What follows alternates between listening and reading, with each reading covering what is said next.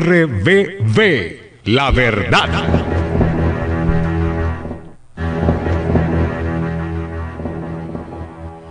Muy buenos días. Pues bien, iniciemos con el tema de hoy. Es el tema de todos los días, el famoso plebiscito, ¿no es cierto? Que nos están plagando las campañas por el no, las campañas por el sí, de mentiras, exageraciones y presiones en todos los medios de comunicación, incluyendo los medios electrónicos, con mentiras, mentiras y más mentiras. Porque la clase política de nosotros es mentirosa. Es mentirosa, es holgazán, es parásita. Y es lo que yo les vengo a aclarar a ustedes, estimados oyentes.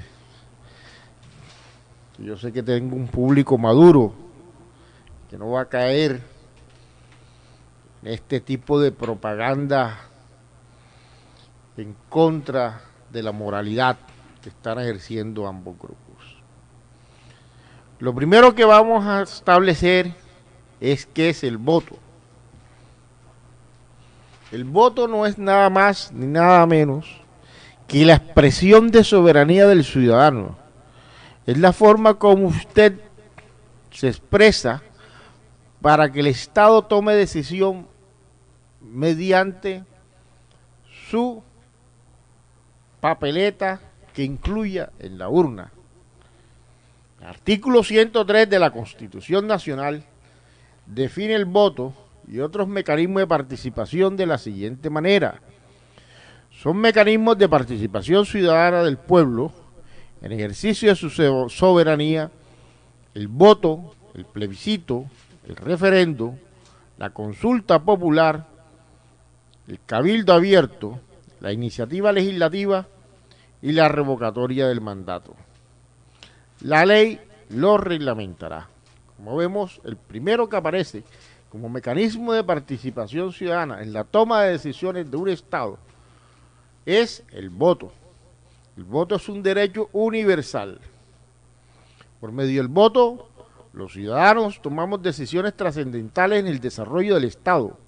Por eso es una herramienta muy delicada.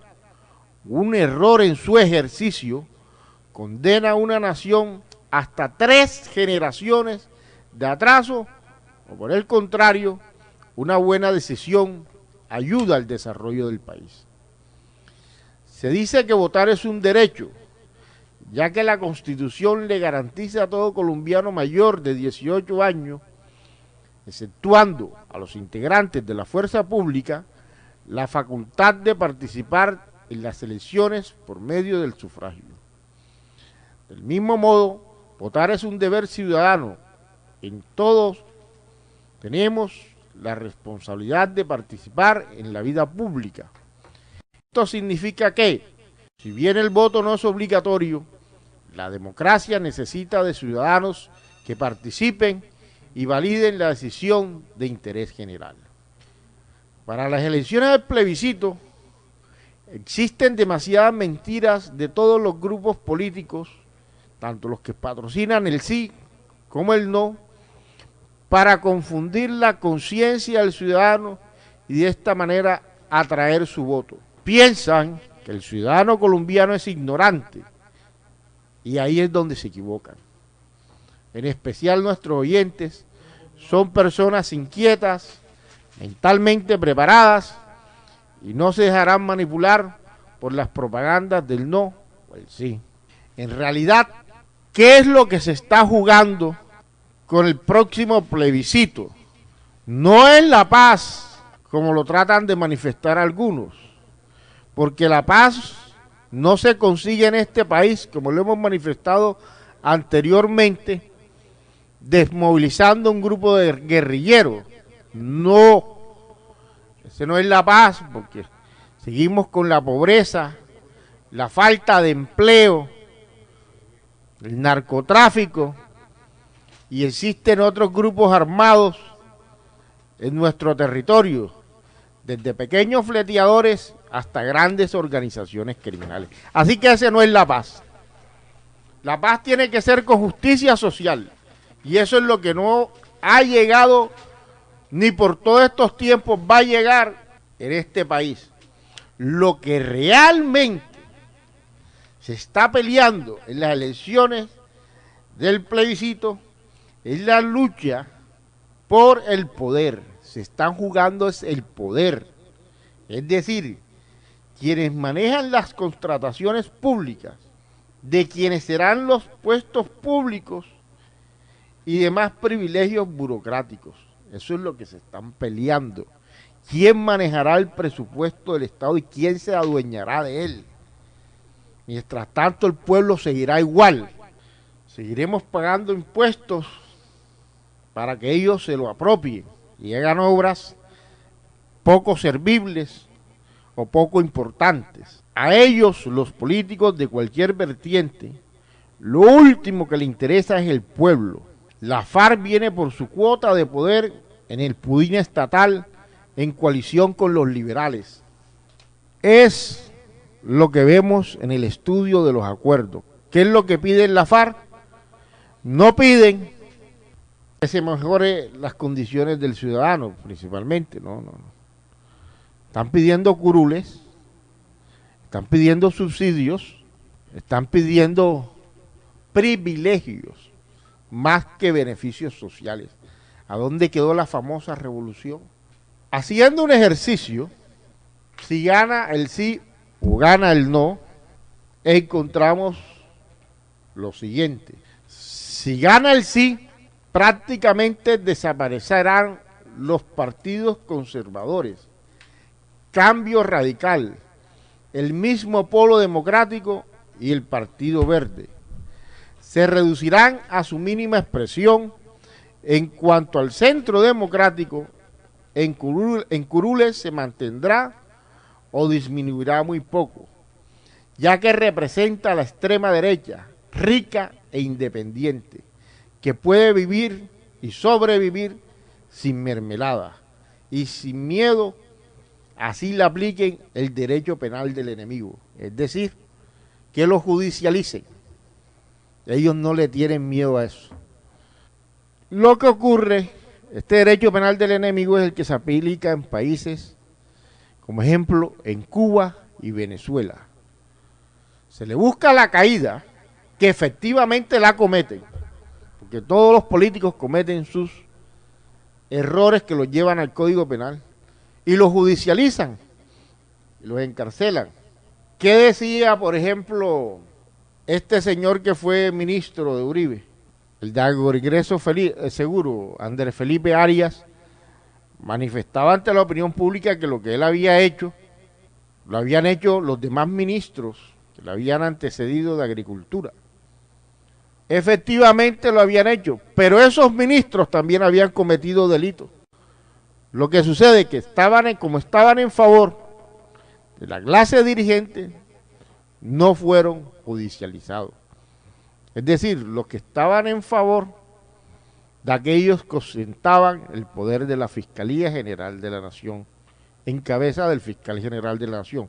Entonces, ese es el derecho penal del enemigo, que distorsiona la esencia del derecho penal, que es el humanismo, así como distorsionan la democracia y el Estado social de derecho. Sí, ejemplo de eso lo vemos también no únicamente en Cuba, Venezuela, sino en Brasil. En principio persiguieron a la derecha, igual en Argentina. Hoy la derecha retomó el poder en Argentina y la que está presa es la Kirchner. En Brasil, la presidenta en estos momentos, que perdió la izquierda, está siendo sometida a un juicio en la cual ya la separaron del cargo. Y así sucesivamente. Eso sucede en nuestros países en vía de desarrollo, que por no respetar los conceptos democráticos, terminamos en otra cosa. Al ganar el sí, y siendo las matemáticas, como la economía pública, exacta, el poder quedará en manos del Partido Liberal, la U, la comunidad LGBTI en representación de la ministra Gina Parodi, y la FARC-EP, quien le tocará la mayoría de las curules en las corporaciones que ahora tiene el Partido Conservador, el Polo Democrático y el Partido Verde. La FARC es la multinacional más grande de Colombia. Tiene todos los dineros producto de lo que ellos le llaman impuestos a las rutas del narcotráfico y el gramaje. Deja un frente militar activo, que es el frente primero de la FARC, ubicado donde se mueven los mayores corredores de la droga. En fin, tienen el dinero y la preparación política, el liderazgo para organizar comunidades, saben adoctrinar más que cualquier pastor religioso. Manejan un buen discurso que despierta el desespero popular por el abandono de las clases políticas tradicionales. Con lo explicado, se convertiría en poco tiempo en la primera fuerza política del país, mientras las clases políticas tradicionales se estancarían por su mediocridad, porque son mediocres. ¿Cómo es posible que este niñito Gaviria realice un contrato en estos momentos por 9.000 millones de pesos para el estudio de la felicidad de los colombianos? ¿Cómo es posible que la ministra de Educación mande a realizar unas cartillas por 1.600 millones de pesos? Eso es inconcebible. Y eso es lo que lleva al ciudadano a que pierda la credibilidad en nuestros dirigentes políticos. En especial si vienen los de arriba y lo hacen. De ahí en adelante, hasta los porteros de las entidades públicas no actúan bien. Pero ¿qué sucede? ¿O qué sucedería si gana el no? ¿Qué sucedería ahora si gana el no? Si gana el no, mantendremos un statu quo. La guerra sí se va a arreciar, porque la FARC tiene que demostrar poderío, tiene que demostrar fuerza, los demás grupos al margen de la ley. El Estado se tiene que rearmar, se concentrará nuevamente mayor capital en función de la guerra, sacarán los dineros con una nueva reforma tributaria, el bolsillo de nosotros, los ciudadanos, para crear sus contratos militares, que es donde ellos se llenan, los que siempre se han llenado. Y a grandes rasgos, eso sería lo que sucedería en el futuro. La anterior visión se basa en el contexto real histórico de conformidad a lo ya sucedido en otros países como Cuba, Venezuela, Argentina, Chile y demás países del hemisferio sur. ¿Qué es lo importante, estimados amigos? ¿Qué es lo importante? Lo importante es que ustedes voten, pero yo, Raúl Bustamante, no les va a decir cómo votar, porque es una falta de respeto contra el ciudadano. Ustedes tienen que estudiar a conciencia las situaciones e ir a las urnas y votar por lo que ustedes piensen que es mejor para su país, para usted y para el futuro de sus generaciones. El voto, recuerden, tiene unas características fundamentales. El voto es universal. Esto implica que el derecho al sufragio le es común a todos los colombianos mayores de edad. El voto es libre. Por ello, cada quien puede apoyar al candidato lista de su preferencia. Pero para tener libertad no se puede dejar presionar de tanta propaganda amarilla que existe en estos momentos en la mayoría de los medios de comunicación en el país. el voto es secreto. Miren, en países desarrollados, nadie le puede preguntar a otro por quién va a votar, porque es considerado un irrespeto. Eso no se permite, porque el solo hecho de que una persona ya le esté preguntando al otro cómo va a votar, lo está presionando para que luego lanzarle la pregunta de por qué va a votar así y por qué no vota como él. Y si vota como él, lo abraza y lo estimula a que siga lo que el otro piensa. Nosotros no somos borregos. Nosotros tenemos que hacer que nos respeten los demás cuando nos hagan esa pregunta. Por eso el voto es secreto. Este principio exige un sistema electoral que garantice la privacidad absoluta del votante en las urnas y antes de las urnas, ya que el voto debe ser una expresión autónoma y espontánea de la voluntad individual. El Estado debe tomar todas las medidas tendientes a permitirle a los ciudadanos mantener en reserva sus preferencias electorales.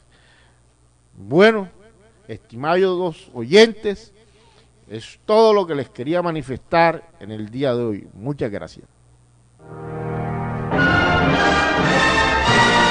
Escuchan Cadena Radial La Libertad. Esta es su estación, Emisoras Fuentes.